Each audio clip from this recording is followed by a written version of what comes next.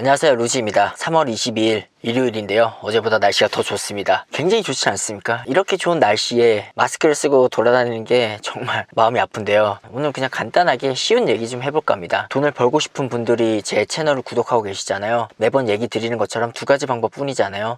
돈을 더 벌거나 덜 쓰거나. 당장 쉽게 할 수 있는 게 돈을 덜 쓰는 거죠. 이 덜 쓰는 것에 계속 초점을 맞추다 보면 돈을 불리는 방법, 그리고 더 버는 방법이 더 중요하다는 것을 잊고 계속 살아가는 경우가 생깁니다. 이 덜 쓰는 것에 함몰되기 시작하면 이제 가계부를 이제 1원 단위까지 쓰고 정말 사람에게 투자를 해야 될 때조차도 투자를 안 하고 외톨이처럼 살아간다는 거예요. 저도 어떻게 보면 지금까지는 그런 식으로 살아왔는데 당시에는 제 주변에 그런 지인이 많이 보이지 않았습니다. 내가 먼저 열심히 해가지고 아껴서 투자를 한 돈을 가지고 내 경험을 내가 팔면서 내 주변의 사람들이 모이게 하자라는 쪽으로 저는 이 방향을 틀었었고요. 그런데 돈과는 상관없이 내 주변에 사람이 많은 분들 있잖아요. 그런 분들이라면 주변 사람들에게 돈을 잘 쓰면서 그들의 지식을 레버리지하는 것도 저는 방법이라 생각을 합니다. 이 세상에는 우리가 생각하지 못한 방식으로 돈을 버는 사람들이 굉장히 많거든요. 그들이 어떻게 벌고 있는지, 만약에 그게 궁금하다면 그 사람들에게 직접 연락해서 내 돈을 투입해서 그들을 만나서, 제가 뭐 접대라고 하긴 그렇지만 그들을 만나서 내가 식사도 대접하면서 그들과 친해지고 그들이 생각하는 뷰들을 내 것을 만드는 작업들이 꼭 필요하다는 겁니다. 제가 15년대 투자에 몸담기 시작할 때 그때 저에게 도움을 주는 분은 한 명도 없었습니다. 그런데 17년부터 제가 블로그를 시작하면서 제 주변에 사람들이 조금씩 붙기 시작했고요. 거기서 만난 사람들을 통해서 제가 더 배울 수 있었습니다. 각자 본인만의 뷰를 가지고 살잖아요. 나와 같은 방향으로 가는 여러 사람들을 만나다 보면 내 뷰를 조금씩 수정할 수밖에 없거든요. 근데 그런 수정하는 작업도 분명히 필요합니다. 내 기준이 맞다고 끝까지 그걸 지켜내가면 이 세상의 흐름을 좀 놓치는 것 같아요. 각자 이 투자자들이 생각하는 뷰들이 방향은 같지만 분명히 다르거든요. 누구는 뭐 오피스텔 투자, 누구는 빌라 투자, 누구는 경매, 뭐 재건축 재개발, 토지, 분양권, 구축, 신축, 갭 투자 굉장히 많잖아요. 근데 이런 기준들을 잘 섞어가면 거기서 또 공통점이 생기거든요. 그 공통점을 잘 발견하면 우리는 분명히 부자가 될 수 있는 겁니다. 근데 그 공통점을 잘 보면 결국은 다시 돌아오면 소비를 굉장히 철저하게 통제를 한다는 거예요. 그렇게 돈을 잘 버는 사람들도 소비를 굉장히 통제를 하고, 내가 더 버는 돈과 내가 소비를 줄여서 얻은 그 돈을 달리 생각하는 거예요. 더 벌어서 얻는 소득도 추가 소득이고 내가 아껴서 번 그 돈도 추가 소득이라고 생각하는 거죠.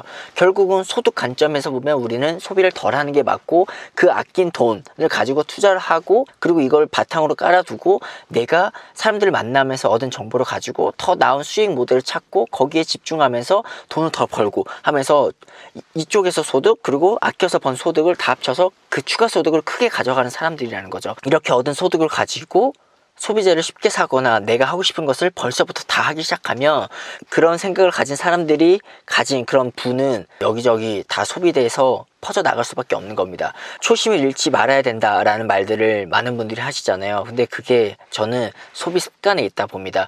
누구든 돈을 더 벌면 더 쓰고 싶은 게 사람이거든요. 저도 그럴 때가 분명히 있죠. 남들 막 다 차 바꾸고 여행 가고 집도 더 큰 평수로 이사 갈 때 실거주에 있어서 요 정도까지 내가 실거주에 할애해도 되겠다라고 상한선을 정해놓고 그 나머지 초과되는 범위 가지고는 우리가 하고 싶은 게 굉장히 많잖아요. 그런 소득들을 추구하는 게 낫지 않나, 그런 생각을 요즘 많이 해보고요. 그런 생각들을 계속 해보다 보면 내가 지금 버는 돈, 그리고 내가 아껴서 추가로 얻는 돈이 얼마나 소중한 돈인지 깨닫게 될 겁니다. 그런 의식을 계속 가지고 살다 보면 부자가 될 수밖에 없는 겁니다. 제가 지금 부자는 아니지만 저는 부자가 될 수 있다라는 확신을 가지고 살아갑니다.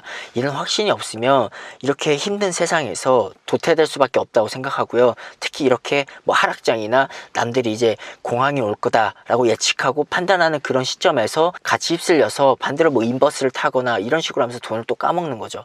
그러니까 항상 내 패턴은 그대로 유지하면서 추가로 내가 할 수 있는 것들이 뭐가 있을지를 고민하는 자세가 필요하고요.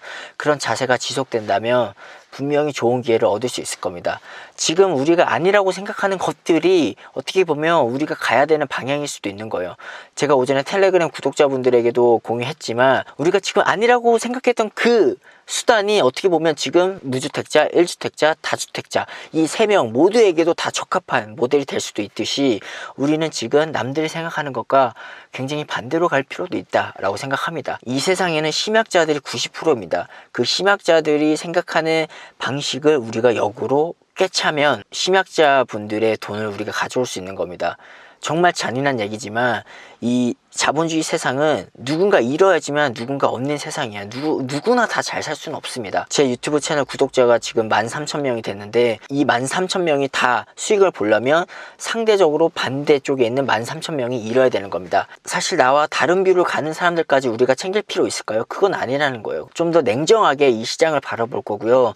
저와 뷰가 안 맞는 사람들은 그냥 저도 매몰차게 그냥 걷어낼 겁니다. 저도 힘들고 이 채널 구독하는 우리 주변에 있는 구독자분들도 굉장히 힘든데 생판 모르는 사람들에게 좋은 정보를 제공하고 그렇게 해야 될까요? 저는 요즘에 그런 생각 많이 하고요. 제 주변에 있는 사람들을 잘 챙기면서 이 냉혹한 자본주의 시장을 잘 헤쳐나가고자 합니다. 이게 지금 2020년 3월 22일 저의 생각입니다. 제 영상을 구독자분들도 보시겠지만 저도 제 영상을 1년 뒤, 5년 뒤, 10년 뒤에도 볼 겁니다. 그리고 그때 미래에 제가 가진 생각과 이전에 2020년에 제가 가진 생각이 얼마나 변화됐고 얼마나 부끄러운 얘기였는지 아니면 더 나은 얘기였는지 그걸 한 번씩 평가하면서 갈 거고요. 뭐 시간이 더 지나면 제 아들 놈이 보겠죠. 저는 아들은 놈이라고 생각합니다. 예정된 배신자라고 생각합니다. 그래서 더 강하게 키울 겁니다.